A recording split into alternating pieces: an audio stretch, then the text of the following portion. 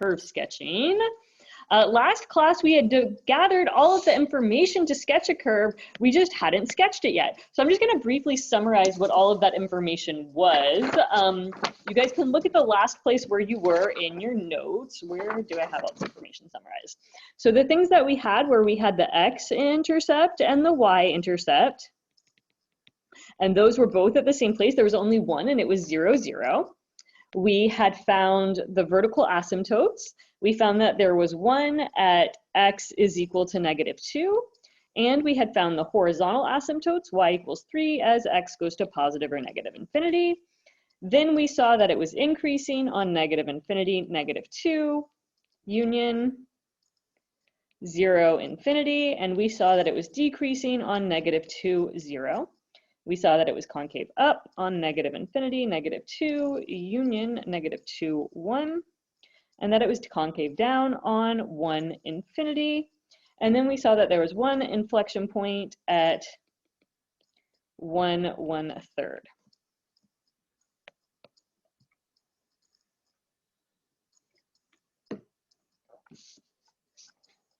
So this is just a summary of the problem from last class.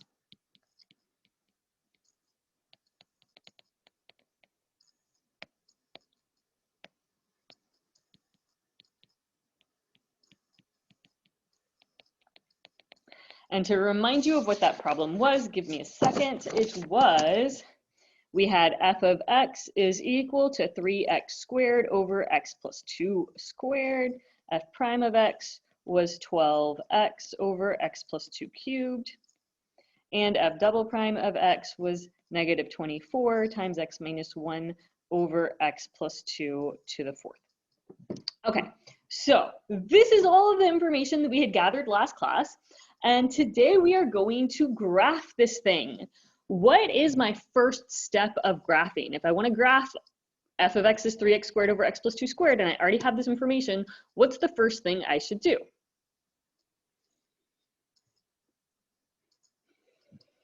You got it, Jenny. I'm going to start by plotting all points. So here, I'm going to draw my axis. And the first point that I have is my x and y intercept. I have that at 0, 0. So I don't need to label that point because it's not anything. Oh, I forgot something over here.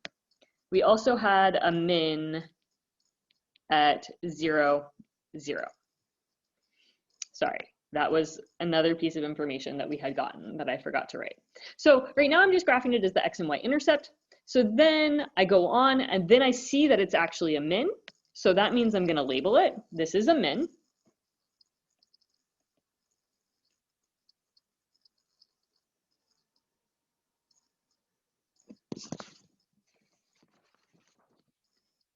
And then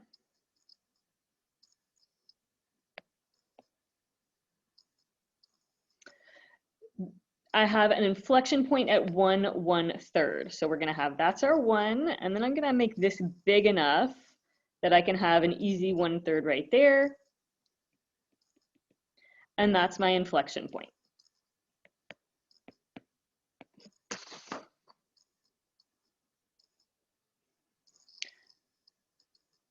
Okay, so after I've plotted my points, which is what I did here, what's the next thing that I want to do?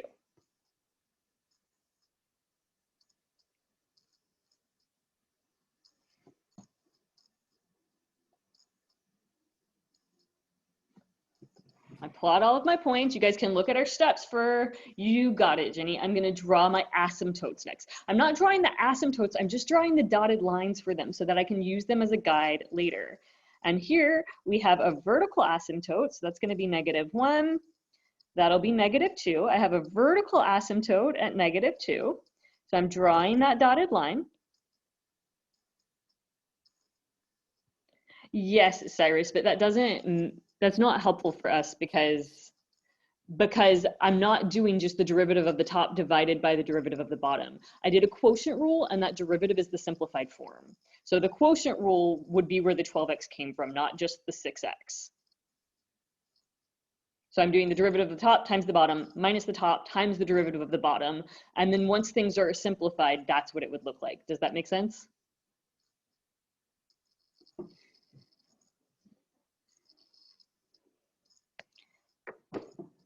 Okay, so that's that. And then I also have a horizontal asymptote at 3. And should I draw that dotted line across the whole thing?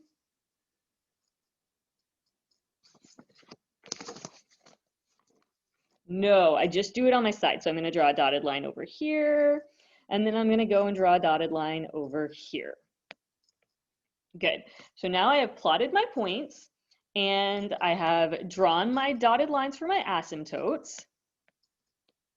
What next?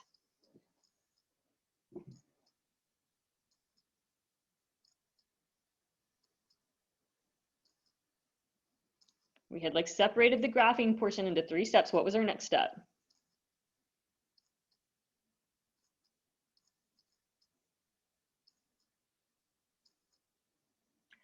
You got it. So I'm using my pips to chop up the interval, but I'm also using my critical values. So in this case, we can see that those values were -2, 0, and 1. Those are the values that show up in my intervals. So I'm using -2, 0, and 1 to chop this thing up. So I'm going to have a -2, I'm going to have 0, I'm going to have 1. And then we start at infinity, or -infinity, and we end at +infinity. So I've chopped up the bottom, and then I want to determine if it's increasing or decreasing, concave up or concave down, on each interval. So on that first interval from -infinity to -2, is it increasing or decreasing?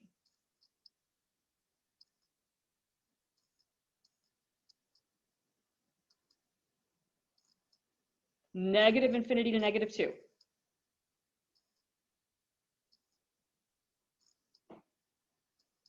You got it. It's going to be increasing there. So I'm going to draw my little increasing arrow. Actually, I'm going to do these in green down here because I'm drawing the graph in black. So it's increasing. And then is it concave up or concave down on that same interval?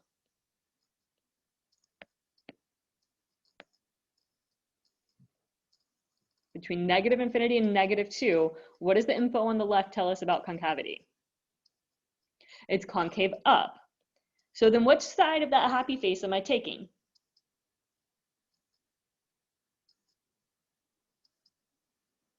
I'm taking the right side, which means it's going to look something like that. So I'm looking at that bit. Then I'm going to my next interval, -2 to 0, and I can see that that's decreasing. And from -2 to 1, it's concave up. So that means between -2 and 0, it's also concave up. So it's decreasing and it's concave up. So then I'm taking the left side of that concave up. So it's going to look something like that.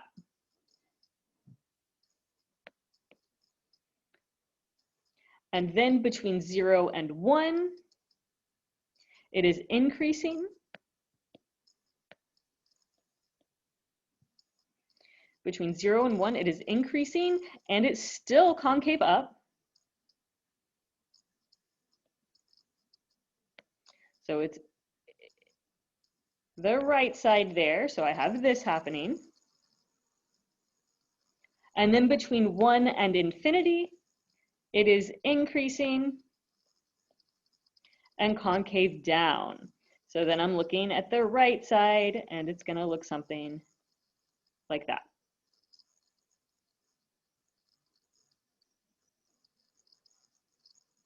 I'm sorry, I'm looking at the left side. Concave down, I'm looking at the left side. It looks something like that.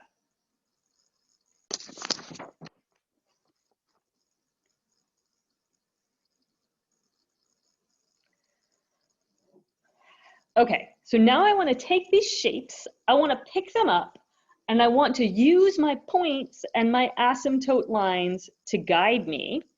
I'm going to erase the functions up here just so that we have some space. You guys already have them down, right? Does anyone still need them? Okay.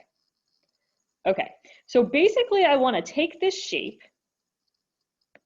that I have down here, and I want to use those lines to guide me. Do you think that I should put the shape there? Does that look like a good place for that shape? What's wrong with it?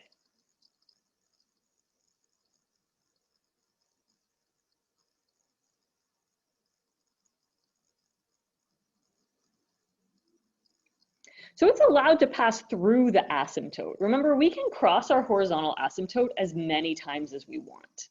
So it's not that it's passing through the asymptote, although it sort of is that. You got it, Marino. So it's not that it's passing through, because that's allowed. It's more that it's just not using it. I didn't use that dotted line for the horizontal asymptote to guide me at all. I need to use it to guide me.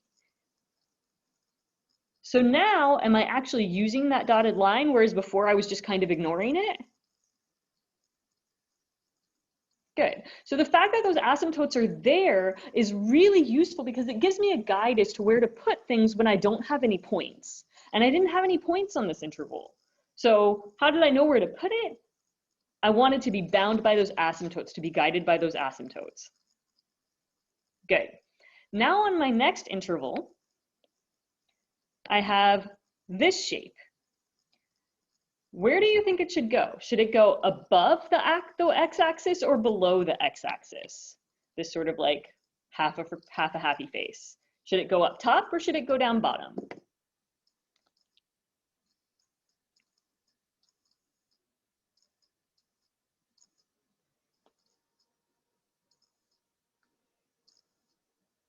So I have a below here. If I have a below, if I'm putting it below the axis, then it's going to look something like that. Does that seem right? No. Do I actually have a point here to guide me? I do. I have a point to guide me, and that's actually really helpful. That point is this 0, 0 right here. And that point is a min, which means hands down that shape is going above it. And then I have to be using my asymptote, so I'm going up to the asymptote. If I have it below down here, then I'm not using that min at all. So it's got to be above there. And because that was a min, in the same way, this next shape is going to be going up away from it, and it's going to go up to that inflection point.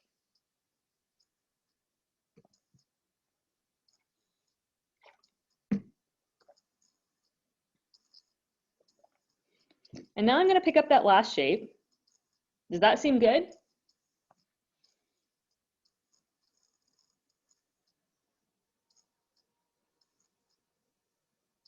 Does that seem good, what I just drew? What's wrong with it? I just completely ignored my dotted line again. That dotted line is there to guide me. So I'm going up and then suddenly I'm changing concavity. I'm going from happy to sad. So now I'm sad, but I need to use that dotted line right there to guide me. So it's going up under it. You got it. And there's my graph.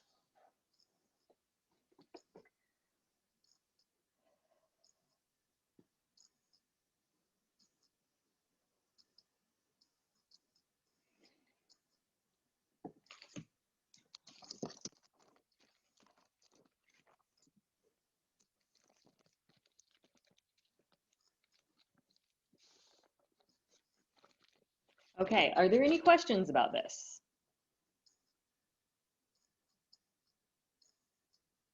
Why is the horizontal asymptote split? It's split because it's actually two horizontal asymptotes. So this kind of goes back to the beginning of the semester, but we learned that a function can have at most two horizontal asymptotes. And this function actually has two, even though they're the same value. We have one at negative infinity, and we have one at positive infinity. So like technically what we did here when we found those values is we were looking at the limit as x approaches positive infinity. Oh, I lost the function of something. 3x squared over x plus 2 squared. Oops.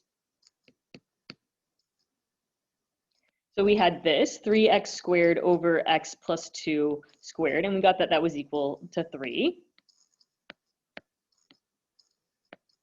And we looked at the negative infinity and got that that was also equal to 3.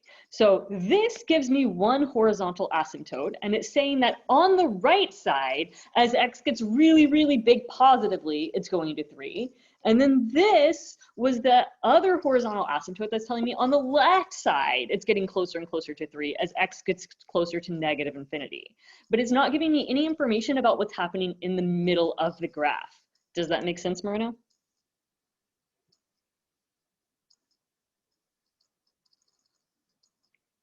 Okay. Are there any other questions before we move on to the next one?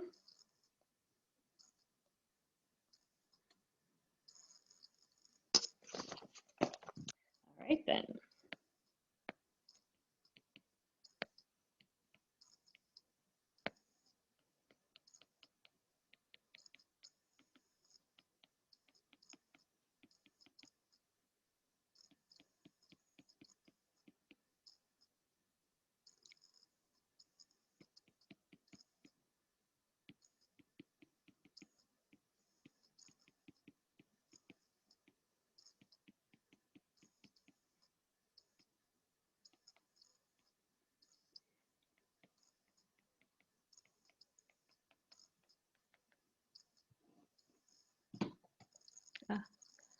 Okay.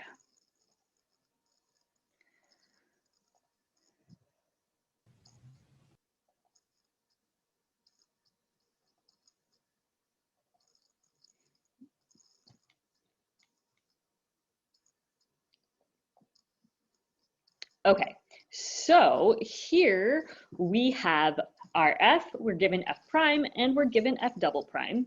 And I'm not going to write down all of the steps that we have to do, but you will be given them every single time. So last class we had like a big giant list of everything that we wanted to do.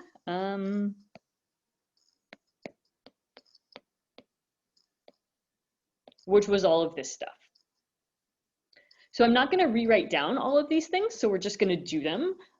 You guys still have them in your notes from last time. Like I said, they will be given to you when you have a curve sketching question. And the first thing we want to do is find the domain of the function. So here, for A,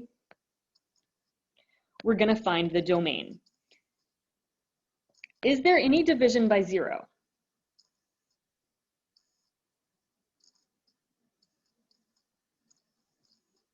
There's no division. So in f prime, f double prime, there's division, but in f prime itself, in f itself, there's no division. So we are not going to have any possible division by 0. Do I have any square roots? No, good job. There are no square roots, only cubed roots.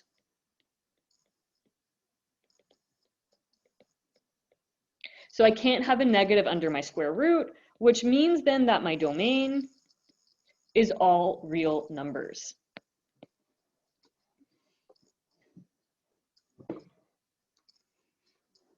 So then my next step here, B, is to find my vertical asymptotes and horizontal asymptotes. So for my vertical asymptote, am I going to have any vertical asymptotes?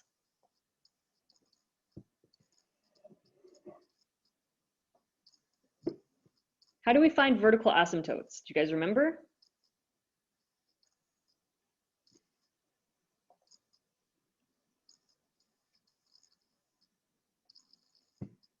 You got it, Mikhail. That's a constant over 0.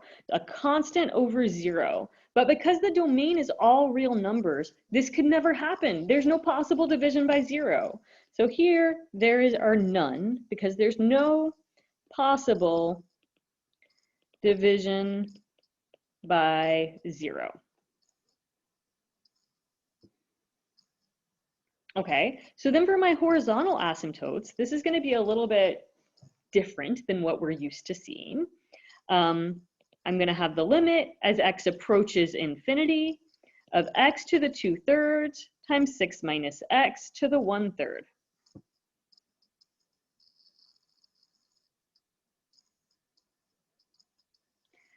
And here, when I plug in infinity, I just get infinity. Is that right? What do I get when I plug in infinity here?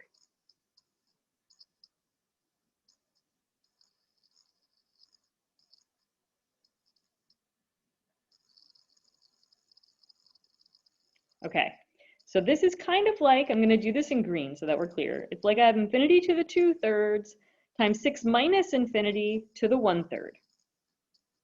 I can take the big stuff here. I absolutely can, but I actually don't need to.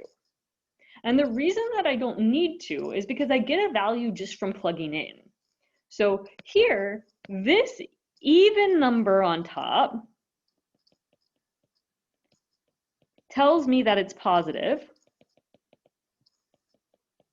and an odd number on top tells me it takes the sign of what's inside.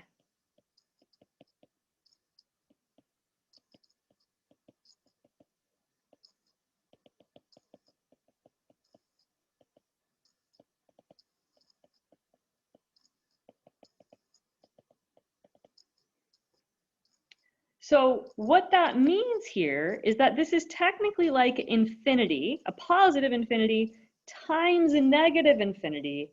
And what we have here is that this is going to negative infinity. Now, if we took the big stuff and solved, we would have gotten the exact same thing. But we would have still had to think about how that 1/3 and that 2/3 affected the signs. So are there any questions about how we saw that here?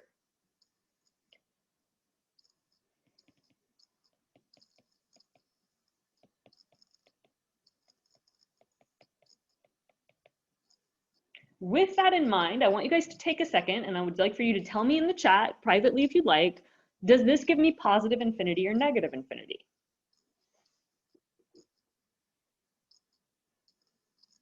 Or something else entirely?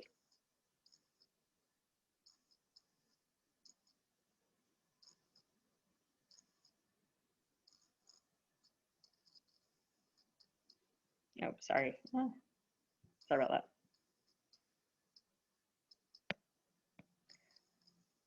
So I'm getting some kind of mixed answers here. But if I plug in my infinity, then I have infinity to the 2/3, and I have 6 minus negative infinity to the 1/3. So that's like infinity to the 2/3 times infinity to the 1/3. So Usman, we do when we end up with infinity over infinity. But what we're seeing right now is that we can get the answer just plugging in if we don't have that. That said, if you take the biggest powers, you'll still get the same thing, because here, if you're taking the biggest powers, you would get this. You would get x to the 2/3 times negative x to the 1/3. And you would ultimately still end up with exactly the same thing, which in this case is positive infinity. So let's make a note of that. When we do not get infinity over infinity, we can actually get the answer just by plugging in.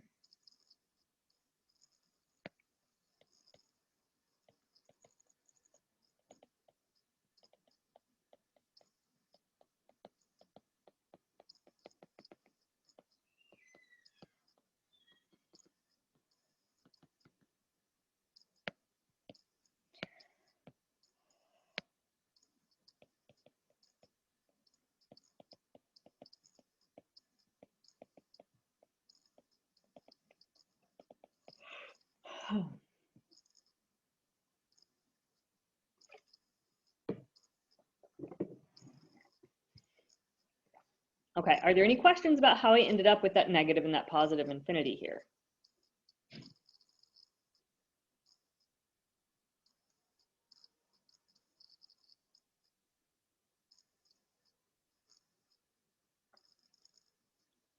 So the answer to this part then is that there are no horizontal asymptotes, because horizontal asymptotes are only exist when we get an actual number. So here we'll say there are no, actually I'll write it down here.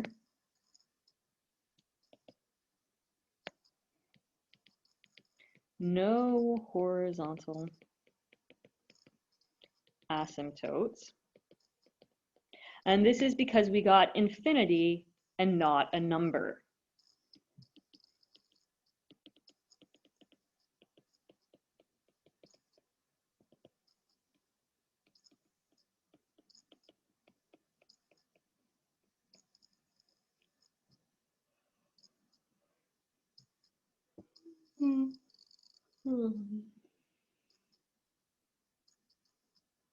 Okay, are there any questions about this? Because this was kind of a new idea that we added with horizontal asymptotes here. You guys got this?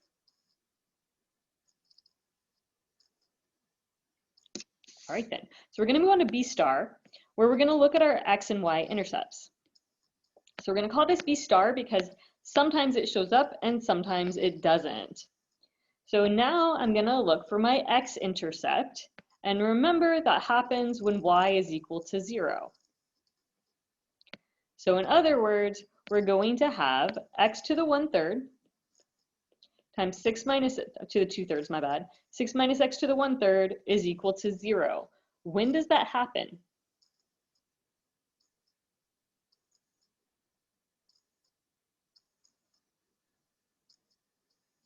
For what X values does that happen?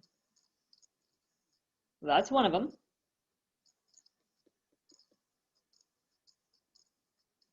You got X equals 0 and X equals 6. So here we have 2. They are 0, 0, and 6, 0. And then my Y ints happen when X is equal to 0.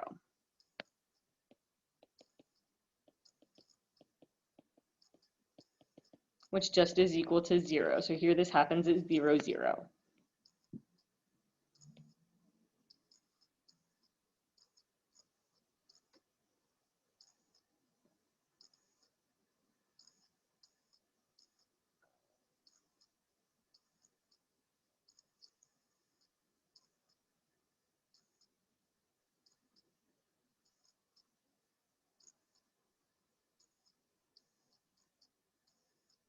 Okay, any questions about this?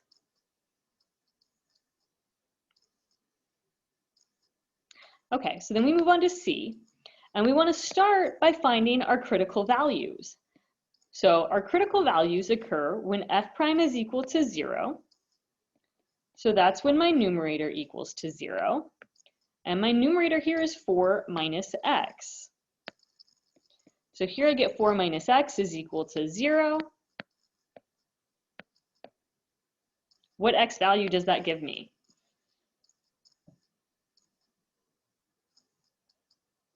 You got it, x equals 4. So that's one critical value. And then I'm looking at where f prime does not exist. So that's where my denominator equals to 0. And my denominator here is 3 x to the 1/3 times 6 minus x to the 2/3 that I'm setting equal to 0. And what x values does this give me?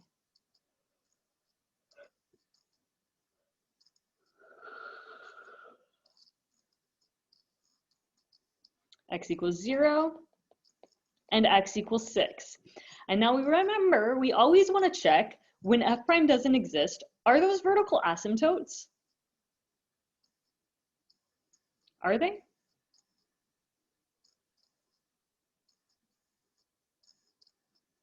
I'll give you a hint to help you. We already looked at the vertical asymptotes of this function. You got it. They're not. There were no vertical asymptotes. So we're going to make a little note here. Normally we make a note if they are vertical asymptotes. So here we're going to say these are not vertical asymptotes. So they could be max or min. But more than that, they are places where it is continuous but not differentiable. So what could they be? So they are continuous but not differentiable. So what are they? They could be a cusp or a corner, you got it. What else? Or a vertical tangent line, yep. Vertical tangent. So I don't need to know which one of them they are right now, but when I'm graphing, that's going to be important. They could be a max or a min, but for sure they are a cusp, corner, or vertical tangent line. Okay, so now with those critical values, I'm going to continue C over here. We want to find our intervals of increase and decrease. So I want to know, where is this thing increasing? Where is it decreasing? And for that, I need my table.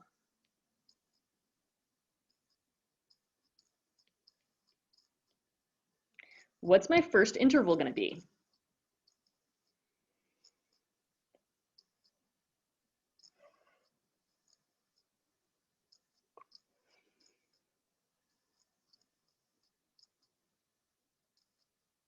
What's my first interval here?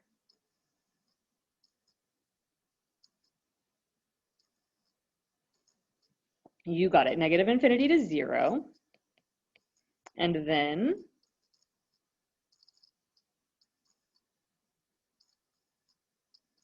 what will my next interval be? 0 to 6. And then, is that right? I missed 4. You got it. So there's a 4 here. We don't want to forget the one where f prime was equal to 0. So we have 0 to 4, then, oops, then 4 to 6, then 6 to infinity.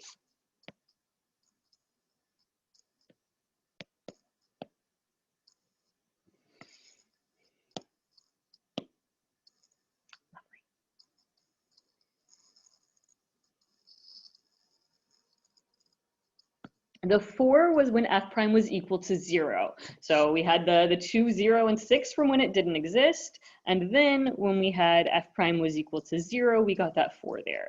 So that 4 is showing up right there.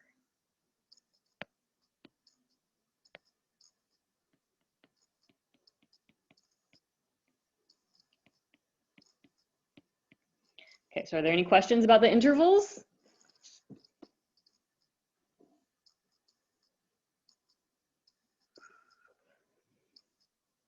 Good. So then I want to pick a test value on each interval. What's a good test value for my first interval?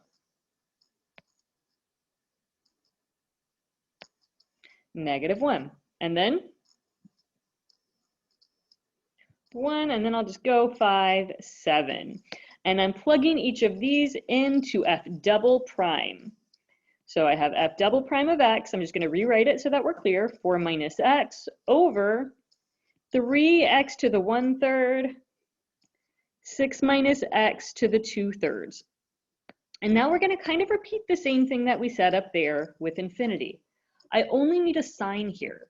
And a lot of times your calculator has trouble with negative values put to the power of 1/3 or 2/3 or anything really to the power of something over 3. So odd number on top takes the sign of what's inside.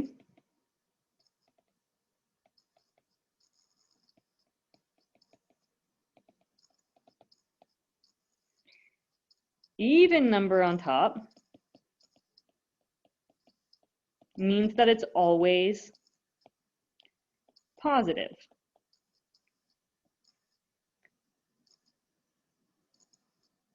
Oh, did I write double prime? I did. Yes, it is f prime. My bad.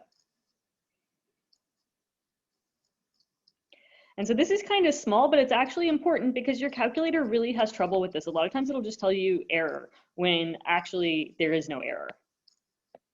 So be careful, your calculator might lie.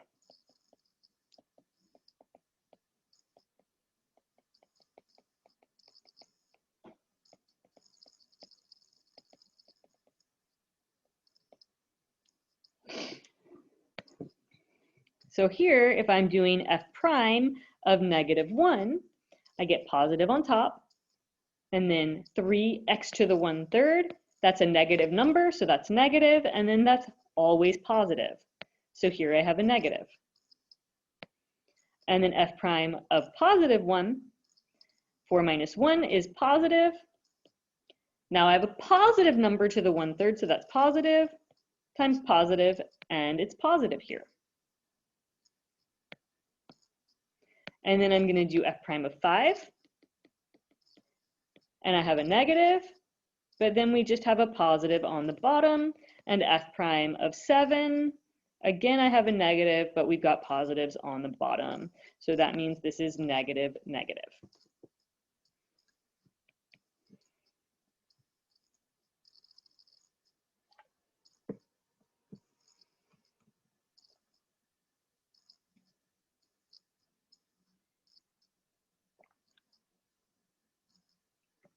Okay. Are there any questions about how I just got those positives and negatives there? And if not, what does the negative mean? What does it tell me?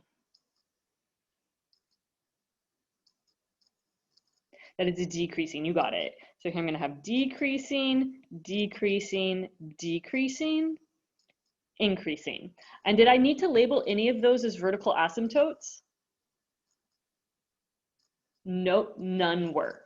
Okay, now our D is to find local max and min. So we're gonna do D in 2 sections, here and here. So do I have anything at 0?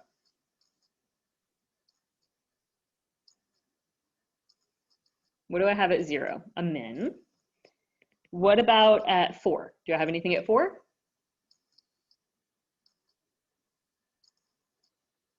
A max. And do I have anything at 6?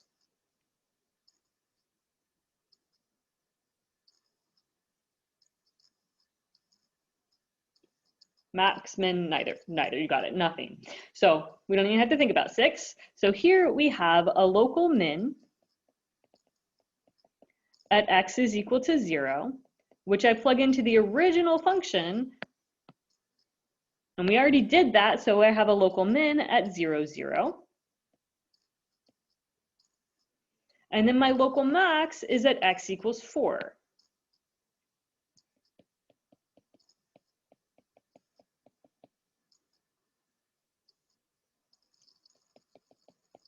So when I'm doing f of 4, I'm plugging that into the original function. So I get 4 of 2 to the power of 2/3 times 6 minus 4 to the 1/3.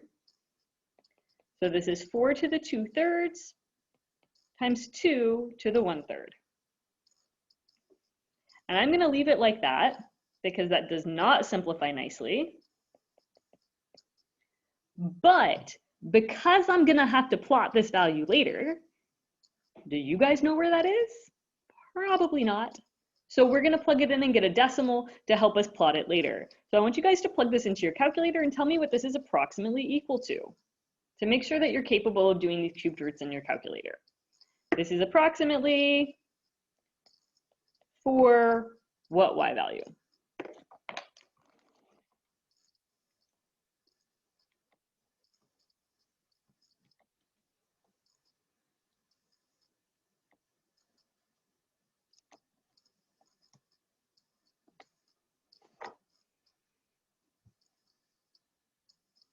Someone needs to be plugging this into their calculator for me. Actually, ideally all of you, because it's hard to get cubed roots in your calculator. Yes, Brandon, that is correct. Good job.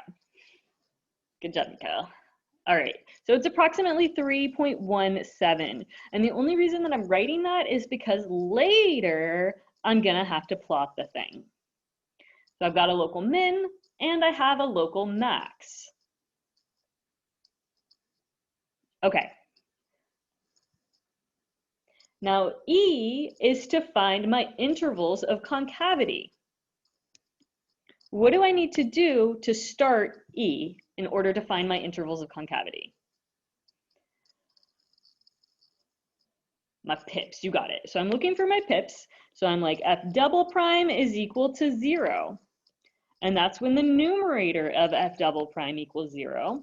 And the numerator of f double prime was -8. Does that happen?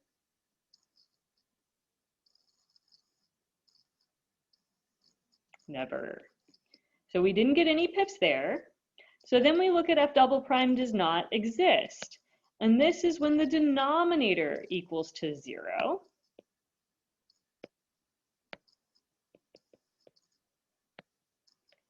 And the denominator is x to the 4/3 times 6 minus x to the 5/3. And what values do I get?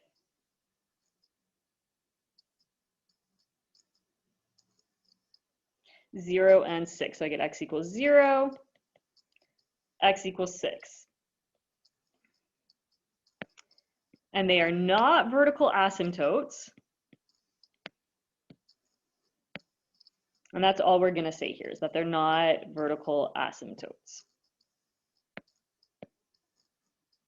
So now we can plug into our table and repeat the same thing, except that now I'm plugging in to f double prime.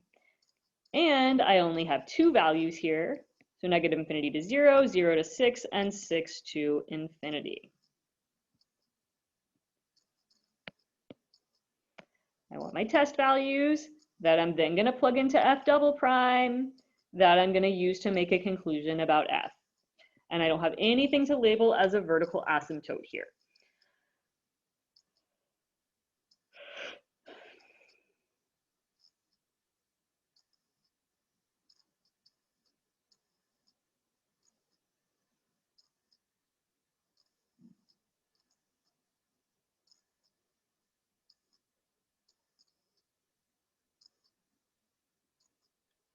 Okay, so a good test value might be like -1, 1, and 7. F double prime of x was equal to -8 over x to the 4/3 times 6 minus x to the 5/3. What can I say about the sign of x to the 4/3? What can I say about its sign?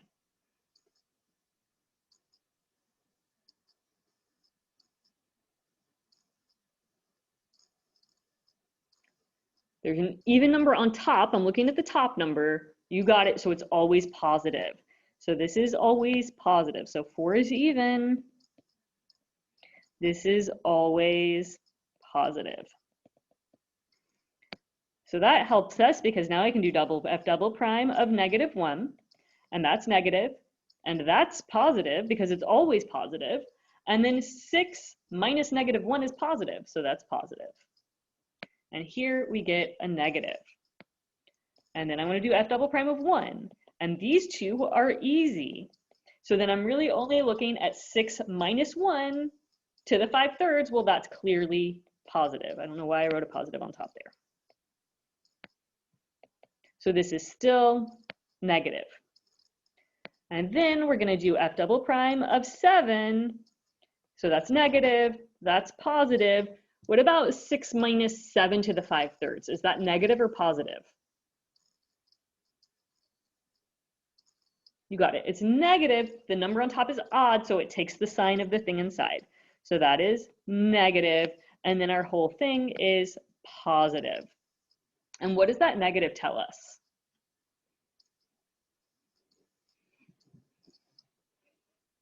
Not that it's decreasing, because we're doing the second derivative here.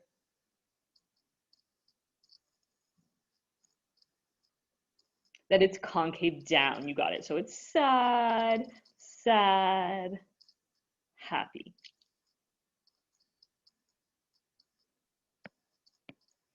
Okay, so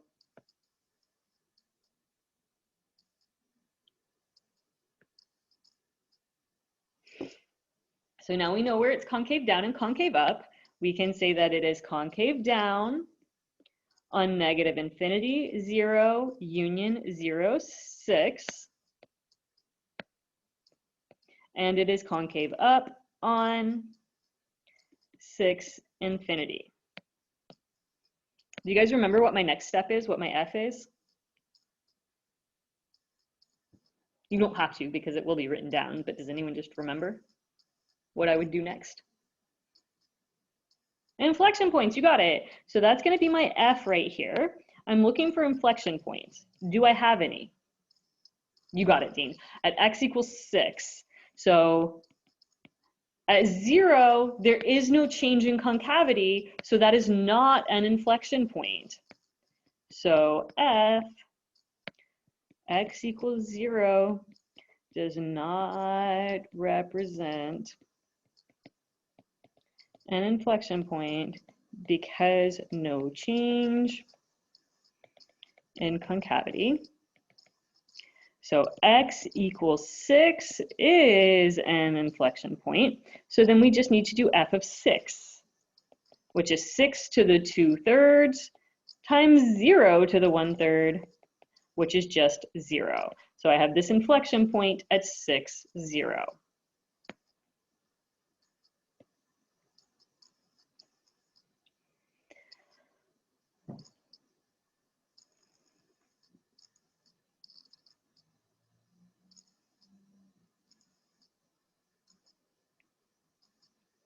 Okay.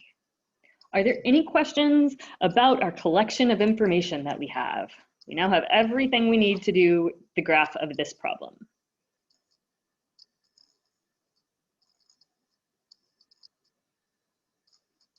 Take a second, make sure that you're caught up with me. You don't have any questions, or if you do, that you ask them.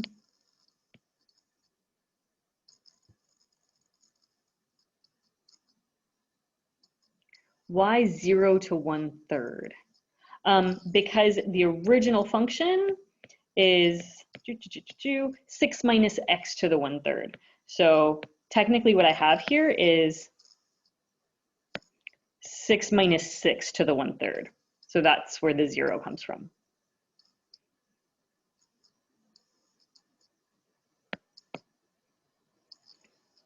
Any other questions? Okay, so just, again, you guys don't have to make the list that I'm about to make. It's just that I can't see all of my work at the same time. So here we had the x ints were 0, 0, and 6, 0. The y int was only 0, 0. Then there were vertical asymptotes, there were none. Horizontal asymptotes, there were also none, but the limits that we did still help us. So we can say that y is going to infinity as x goes to negative infinity, and y is going to negative infinity as x goes to positive infinity. Then we had that it is increasing. I don't remember. Increasing on 0, 4. And we had that it was decreasing on negative infinity to 0. 4 to 6, and then 6 to infinity. And then we had a min at 0, 0, and a max at, I don't remember again, for approximately 3.17.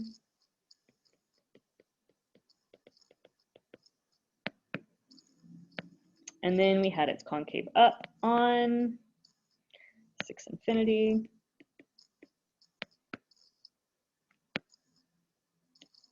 Concave down on negative infinity, 0, union 0 to 6. And then we had one inflection point at 6, 0. Okay, so that was our information. Like I said, you guys don't have to make this summary after. The only reason that I did that is because I can't see everything at the same time. So now we're going to go through and we're going to follow the set of steps that's in part G of actually graphing the thing. So we're going to draw our axis. And the first thing that we want to do is plot our points. And here I can see that the biggest x value I have is 6. So I can kind of make this as big as I want.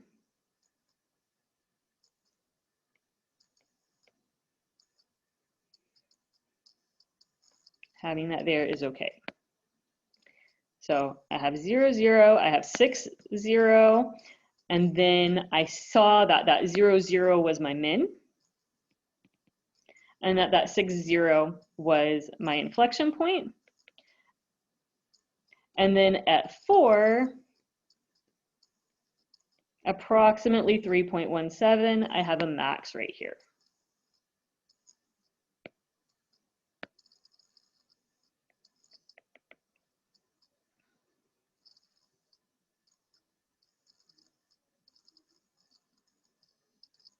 Now, the other thing that I just want to remind myself of is that 0 and 6 we determined were either corners or vertical tangent lines.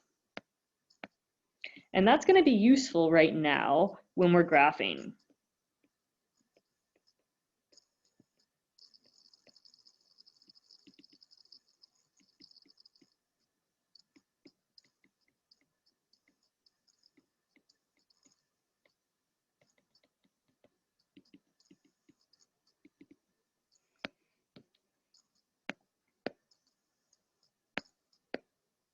Because now I'm going to separate this using my value. So I have negative infinity to 0, then I had 0 to 4, then 4 to 6, and then 6 to infinity.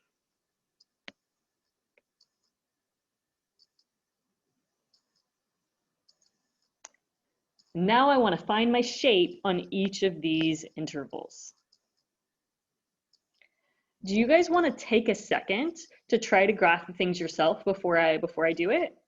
I'm going to press pause and I'm going to give you guys about 5 minutes. And if you don't get it, it's not a big deal. This one's a little more challenging because it does have that vertical tangent line and etc. But I'm going to pause and give you guys about 5 minutes to try to do a graph of the thing yourselves, and then I will go through it to see if you got it right.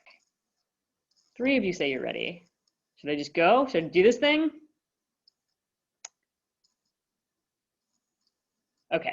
All right. So from negative infinity to 0, we have that it is decreasing, and we have that it's sad. From 0 to 4, I have that it's increasing and that it's sad. From 4 to 6, I have that it's decreasing and that it's still sad. And then from 6 to infinity, I have that it is decreasing, except now it's suddenly happy. Okay, so I'm looking at the shape on each interval. I'm going to have something like that. I'm going to have something like that. And then that. And then we have that. So I'm taking these shapes, I want to pick them up and I want to stick them on the graph. Now this first shape, I don't have a horizontal asymptote, but I do know that as we're on the left side, x should be way up at positive infinity. And that kind of has to be true in any case because I know that the only point I have to guide myself here is a min. So I'm taking that shape and I'm drawing it down like that. So hang on, I'm just going to make this a little bit sadder. So it looks something like that. Good job, Dean. So then I start increasing, and I'm going to increase up to my max. And what ends up happening at that min? What do I have there?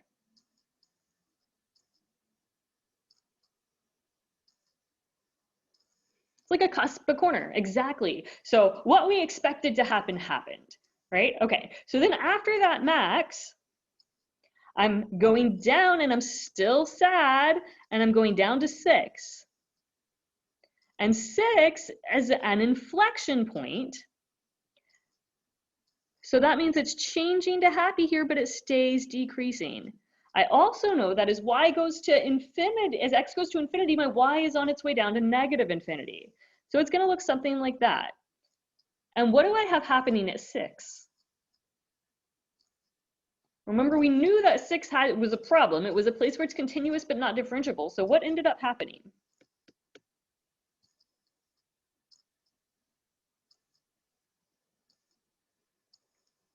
You got it. So that's going to be a vertical tangent line. And you'll notice how I drew it to kind of go straight there so that vertical tangent line was really obvious because I knew that something was going to be happening and it clearly wasn't going to be a cusp or a corner, which meant that it had to be a vertical tangent line. So we kind of straightened it out there a little bit. So that's a vertical tangent line. And that is what my graph looks like. Are there any questions about this? Did you guys get that? Did yours look similar?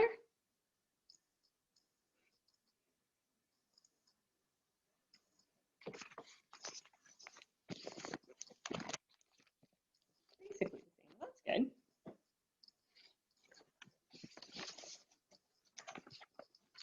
If you guys didn't get it, are there any questions about why I did something differently than what you did? Or how I did something differently than what you did?